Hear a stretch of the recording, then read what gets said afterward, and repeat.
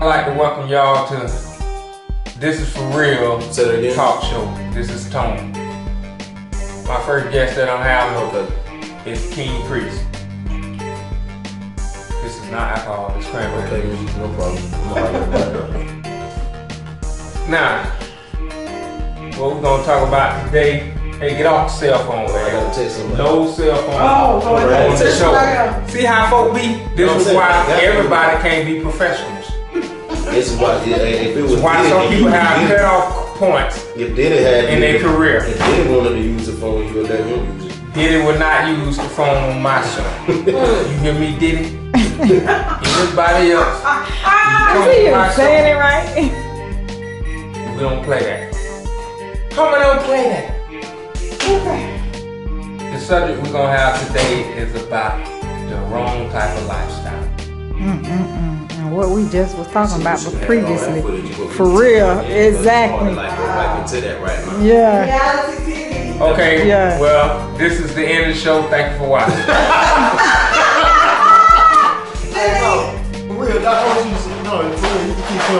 Okay, so what's the topic then? I don't know, that's hot, but no, I don't know what we were saying though, but that was the first time, that was my first adult charge. Open carry firearm, it was 22 rifle. 1994. First adult charge. 1994. Not first juvenile charge, first adult charge. Now look at that cute, innocent looking face. Isn't cute and That's why you don't judge a book by its cover. It is so cute and innocent. It was on probation 6 months, never went to see my probation officer. And like, it was October, and by December, I violated the probation that I never signed up for to go with Are you recording? Please cancel. with a carry of a concealment, and that was my first felony. Now look at this face. Give him a smile. Give him a real smile. See how innocent he looks. Now, what prompted you to first carry weapons? I had an older brother. I still got an older brother.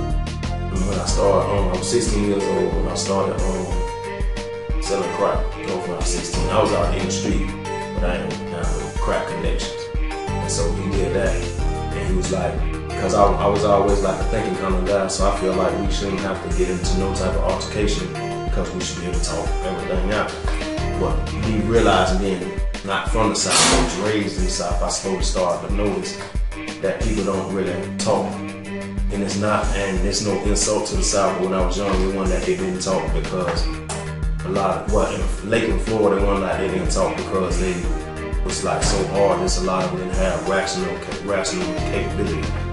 You know what I'm saying? Because if you spoke a lot, and if you could talk, it would have ironed itself out. So instead of doing that, we just gonna fight. Just for no reason. So I was the type of guy, I feel like just because you mad don't mean I gotta be mad.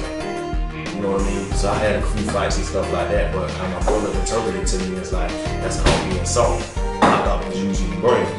So when I bought the first, got the first pipe of dope, he said, I'm not into the game, you can't let nobody see you being soft. So he gave me the definition of being soft. Don't use your brain.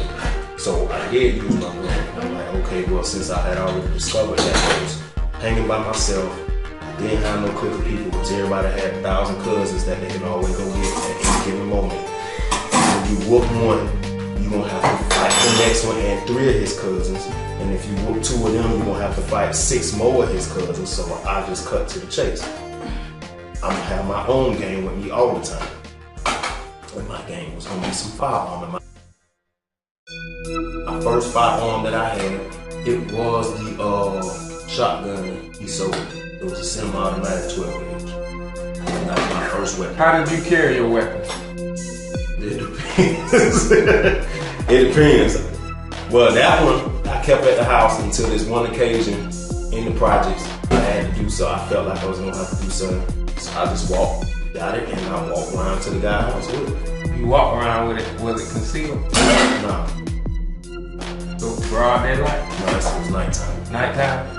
Walk around with a shotgun in the projects to go down some business.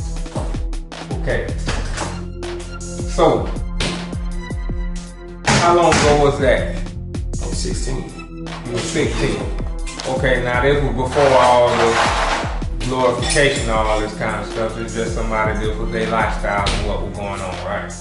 Yeah, I mean, wasn't nobody trying to be bad. It's just I've seen was he owed me money. He had made a deal with me. I remember. He was on the block. I didn't know he smoked dope. But I knew he had a bunch of weeds called Buddha. He had a bunch of fake rocks.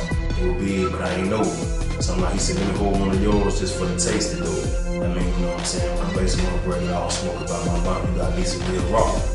But I ain't know. I'm like, you got a whole bunch of bricks right. He said, oh, this fake, this Buddha, blah, blah, blah. So I'm like, okay, off the dub, he was gonna give me 40. You could say a lot of stuff, you could do a lot of stuff. Call me a lot of things. At that time, things are different now, but at that time, my money was zero explanation. That ain't nobody have to teach me. So when you say your money zero explanation, so break it down for somebody who don't know what that means. He didn't come back in the designated time that he had to bring it back. By 10, 11 o'clock that night. Hey, your homeboy did this. Got brought out of bed, your homeboy did this right here, where your homeboy stay. So he thinking I'm playing. First he got done waking the children up, and all this hill calm down, so we got in the car. And I'm thinking he slow poking around, come to find out all three of us living in the same project, me, bro, and him. So I'm thinking we supposed to be going out that way, somewhere across town. He turned around and go back into the projects even further, strolling over the speed bumps and all that kind of stuff. I'm like, wait, calm down. They said, calm down, man, calm down. So when we were right on the speed bump, he said, that way you stay right now.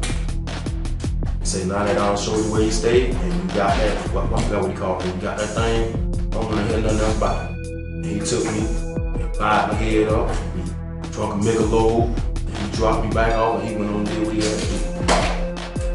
So what you did from that point? I kept going to the dude house all night, it's probably about 12 o'clock. And finally I got tired of knocking on his door and trying to see if he's hooker. When I go and I talk to the girl, I can hear like, who is it? I ask who it is. Who is it? And I say, Tremaine. She'll say, Tremaine, tell him I ain't him. He ain't, I heard that. So I kept feeling like I was insulting him, you know what I'm saying? Then I sent another guy, go knock on the door. Same scenario. So the last time I sent the last guy to the door. Ain't no way. It's just a revelation. It wasn't from God, but for sure. It definitely went from God. Like, you know what? You got a shotgun. You can open the door with the shotgun. So I went around to the house and got it, loaded it up, and was coming back around the corner. And just when I was coming around the corner, another girl was right here, and this girl with this baby. And for some reason, I felt like the girl with the baby went on to this house I was going to, but I ain't saying it, so I just kept like, and the girl that lived at this house say, hey, where you going? You all right? Yeah, I'm straight.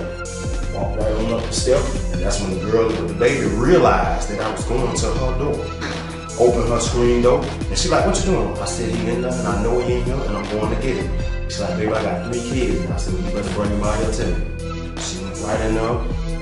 I could see the back door, because she's like, look, he ain't here. The back door wide open. I'm saying, he ain't in here. Please don't come in. I said, tell him I'm leaving. So, what was your first encounter with some firearms? Now, I'm hosting this, but this was my hand part. So we have episodes that we'll be getting into later about certain things, but we're not glorifying violence and toting guns and all that kind of stuff. Really what we're doing is getting into the heart of why people do some of the stuff they do that the church don't know nothing about and can't understand and can't reach these people because you can't relate to them. And the ones who can relate to them, they even got so comfortable with being in the church they forgot or they switched. For y'all who out there in the street still living like this, when you see us and we come to you about what you're doing and tell you about God, don't be looking at us like we don't know what's going on and can't understand. And then for those who, what I like to say, get off in the studio and transform and become super thugs, but don't live that lifestyle and don't know nothing about it. But then once you can put it out there on the CD, and now you got thugs coming after you, and you wonder happen to you?